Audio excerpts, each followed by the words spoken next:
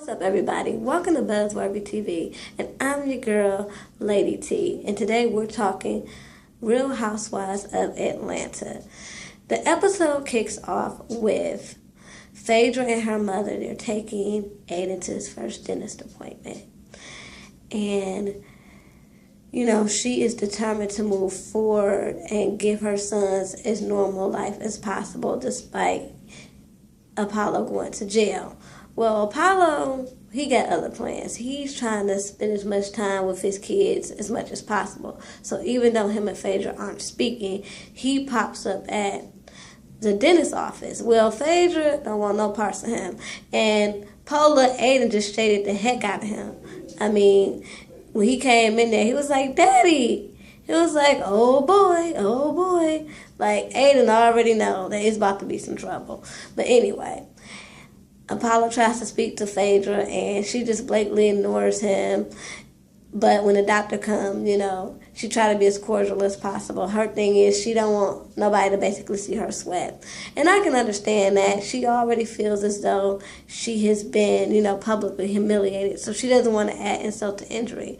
But Phaedra, I do need you to realize that even though what he did was stupid, and even though you're hurt, you gotta be a little bit more receptive due to the fact that you do have kids together. That's all I'm saying. Y'all don't have to be BFFs. You don't have to speak to him outside of it regarding the kids, but you do need to be more receptive in terms of his relationship with his children. Because at the end of the day, as far as I can see, he was a good dad. And he's about to be away for a long time, so you're not only cheating him, you're cheating your children. Anyway, after that, we have Peter and Cynthia. Cynthia's showing off the new spread that she did for Ebony magazine, and Peter's like, you look so good.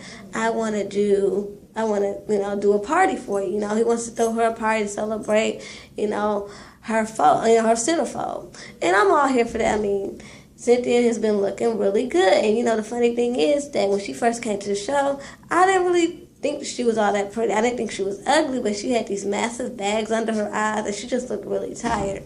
And now you can just see, shoot, them checks must be doing her good because she's doing, she looks really good. So, anyway, after that, we have Candy and Todd. Candy's getting ready to go because she's getting ready to take her mama to buy a house. Now, of course, Todd can't really tell what to do with her money, but he does have his own opinion about this. He feels as though her mom is manipulating her.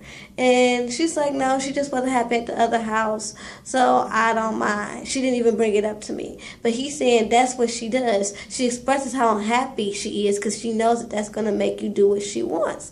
And I have to agree with Apollo. Candy, I know you love your mother. I'm a mama's girl too, but what you doing is just way too much. You catering to your mama is going to inevitably make you lose your husband because, she's totally disrespectful to him, his family, and you not speaking up. I'm not saying be disrespectful, but you not speaking up and putting your foot down, it's going to cause you to lose that man. So, girl, be careful.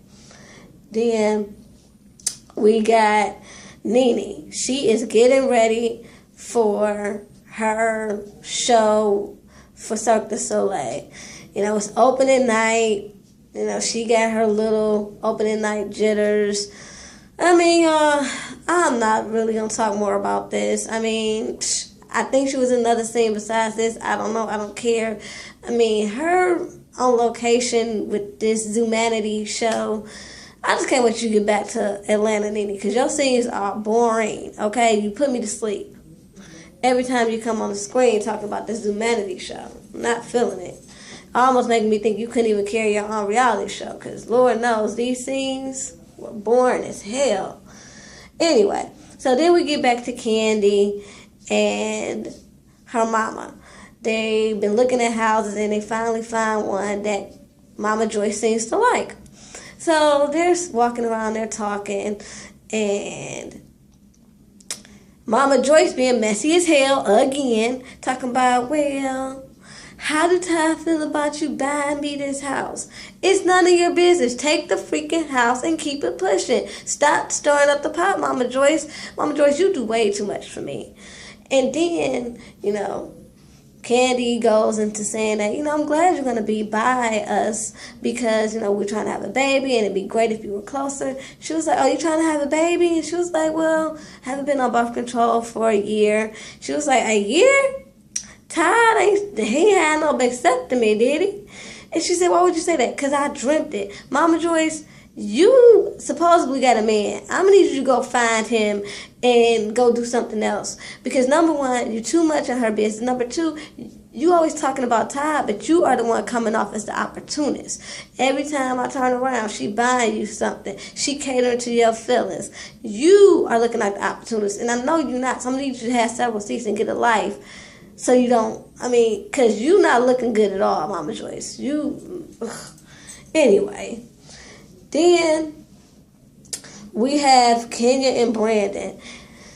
Kenya and Brandon are talking, and basically telling her she needs to get over this Portia situation and get back to doing what she do, which is doing some mediocre acting on some CD-list movies. Anyway, get your coin how you can get it. But basically, that's what he was saying. She needed to get back into doing whatever the hell she was doing. And she was like, yeah, you're right. I need to get out of my feelings. So whatever, we'll see. To me, Kenya will always play the victim. So if she show me something different, it'll surprise me. Anyway, then we get to Cynthia's party, y'all. This junk was messy from the beginning because Kenya brings in messier Claudia Jordan, and just her whole vibe is just screams messy. So she walks in, and everything is cool, and they bump into Candy, and Candy, was talking to everybody, and she like, have y'all all talked to Portia? And everybody was like, no, not really. And they get on the subject of the Candy and Portia situation, not Candy, I'm sorry, you guys, the Kenya and Portia situation all over again. I wish they'd stop talking about it because, it happened months ago. But anyway, Candy asked Kenya, so what happened? Did you press charges or what? She was like, no. And I got to respect Kenya for this. She was like, let's celebrate Cynthia. And I agree. Candy, you were being messy as hell for that. You didn't have to bring up that situation right then and there. But anyway, Kenya goes on to say, I didn't press charges. The state pressed charges after I filed my complaint. Yada, yada, yada. I'm just so tired of them talking about the Portia and Kenya situation because I think they both just need to grow up and apologize and keep it moving. Anyway, Apollo shows up with his stupid, grimy, lying ass. He comes in there.